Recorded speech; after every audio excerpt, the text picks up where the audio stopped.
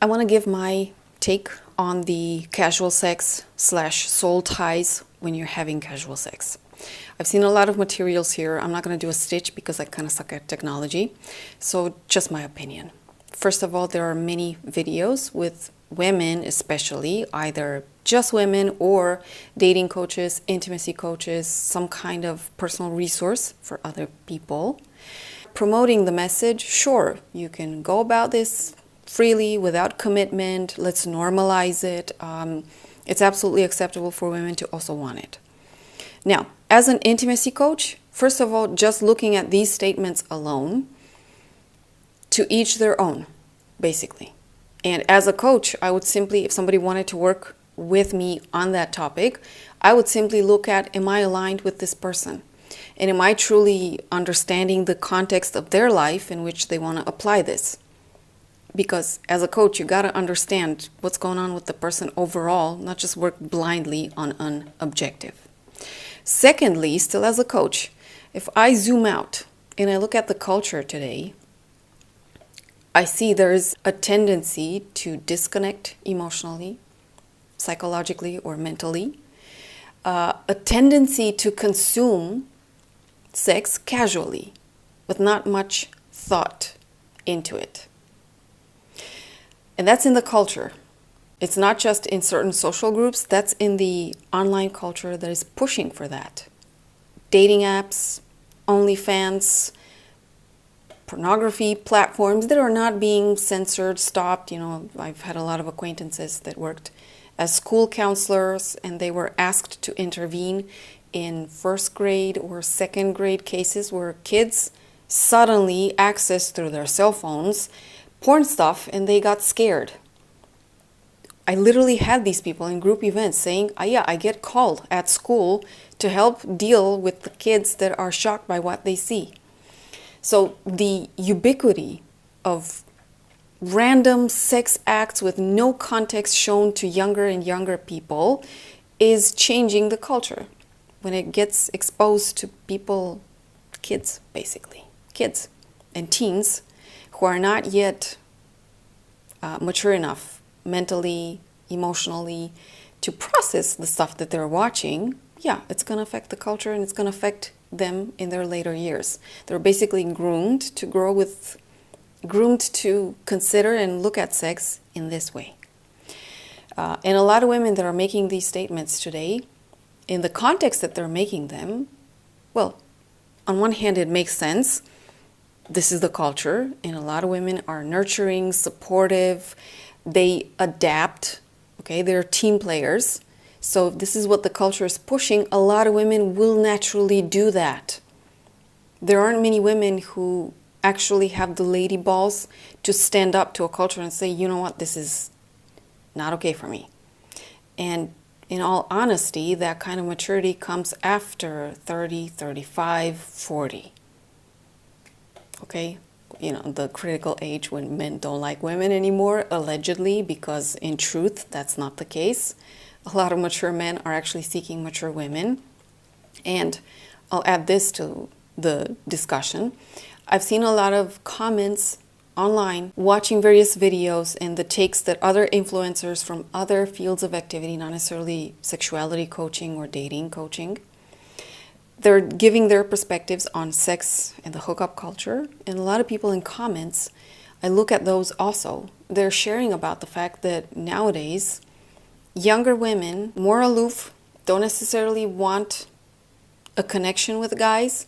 And apparently, because I just read the comments, they're not very polite to young men either. I don't know what that means. Because on the other side, when I go into women's circles and I hear that guys influenced by the manosphere are condescending to women, they say that women shouldn't have a say in stuff, that they're not intelligent enough or skilled enough to teach people. So there's, you know, depending on which circles you go to, you will hear a lot of these messages. So when I see the casual sex being discussed casually. And when I see discussions also of soul ties, you're not just engaging physically in those moments, you're also engaging emotionally, even if you say that you're not. You're also engaging psychologically with the person, and some people even at a soul level. Those that are open to this, there are people that are negating spirituality. Spirituality is just something, the connection between you and something bigger than you, something that created you, something that created all of existence. In this context, there are people that understand that there is also a soul tie to the person that you're sleeping with. And if you do that with multiple people, then there are multiple soul ties there.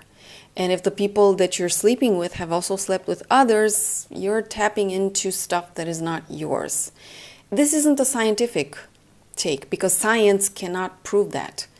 But people that do go about this way of life and do feel strange, weird, like not themselves, suddenly depressed or in a very gloomy mood, to put it very unprofessionally, after hooking up with one or more people, okay, that alienation from self, there's an explanation there. Okay, when you casually engage with something that is that intimate and that powerful, and you use it in such a way that maybe it's not a good match for you, probably not a good match for others either, it does lead to the deprecation of your mental and emotional states, and mental health, emotional health. So some people are aware of that, and obviously those people that are aware back away from engaging in sex casually and hooking up with one person after the other. And a lot of those people go for personal growth and taking care of themselves, making themselves whole again, okay, purging emotions, thoughts, mindsets that don't necessarily belong to them and that they picked up from the culture, and so on. The majority of people, it's just my statement, the majority of people are not there. Look at the sexual growth industry. You know what it is? It's just an industry, some 30 million or billion-dollar industry for adult toys, adult entertainment, accessories, clothes, and so on. How many of those people are actually investing more money into understanding themselves? Yeah, erotically, okay? What's going on in their internal world, how they appreciate intimacy, what kind of meaning they give to it, their value systems, the criteria by which they actually choose to engage with somebody, the emotional states that they choose to engage from in a sexual encounter, and so on. There's not enough money spent on that, in my opinion. It's too much consumption, like fast-moving consumer goods, that have also, this approach has also permeated into the sexual growth path. And I think a lot of it is misunderstood. So my take on this, a lot of people got it the wrong way. But there's a hype for consumption, for fitting into the trends. And sometimes speaking against the trend, speaking against the capitalist part of sexual growth, it takes a lot of maturity, it takes a lot of guts, lady balls or gentleman balls. And for the long run, sure, you're going to appreciate that in your later years, okay, after 30, 35, 40. This is how I see it. And this is how I relate to a lot of the comments that I see on YouTube, a lot of the comments that I also see on TikTok. I have no way of knowing what the ages are of those people, but the maturity that some of these people show, critical thinking, when they're speaking about sexual consumption, basically, and adult entertainment consumption, and addiction to some things, and the rewiring, especially in the case of men, that I'm going to quote some comments, they can't get it up with normal, natural women because the expression is not as intense, it's not as extreme, it's not as fake as in adult entertainment. Everybody knows it's fake. When we're talking extreme body alterations, extreme physical manifestations with a lot of people that you don't have a connection with, it's not like that. Documentaries on the porn industry were a thing a few years ago, even on Netflix. Now, no baby. documentaries on adult entertainment, the OnlyFans industry, how women have turned their lives around because they're making so much money by sharing their bodies over there, and their freedom to do so, and more power to them, and so on. And anybody that dares to speak against that, man, woman, doesn't matter. They're closed-minded, they're with the patriarchy, they're trying to put women in their boxes and so on. But that's actually, so this is the misunderstanding. Putting a woman in her box, one extreme way of looking at it. Putting a woman into the place where she can share her body with just subscriptions of $12 or more per month, that's also another extreme. Would women do that naturally? Give random pictures to dudes out there that they don't know of their bodies? What are those women going to feel like when they get older? Maybe they want to make a family, have kids, and so on, and their kids find about those photos. How do you think that's going to be?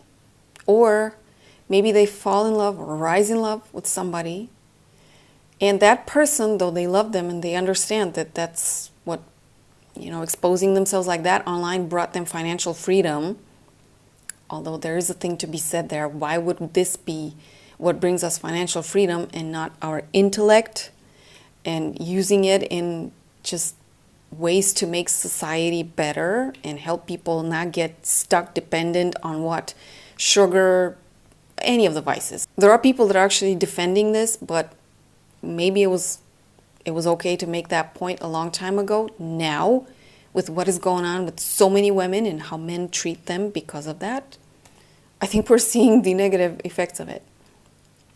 I don't think it's helping women or men either. And it's not helping the quality of relationships on the long run. It isn't. So what is my take on women dating casually and the soul ties of sexuality?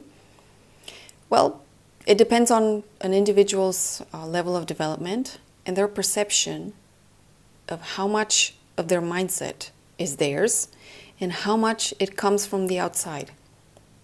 And also their self-awareness. Is this going to lead me in a truly good way, healthy way for me? And I think in that sense, documentaries on Netflix that are talking about porn stars of the 80s, of the 90s, that are now grown adults and what their lives are like right now, I think those will speak volumes to us.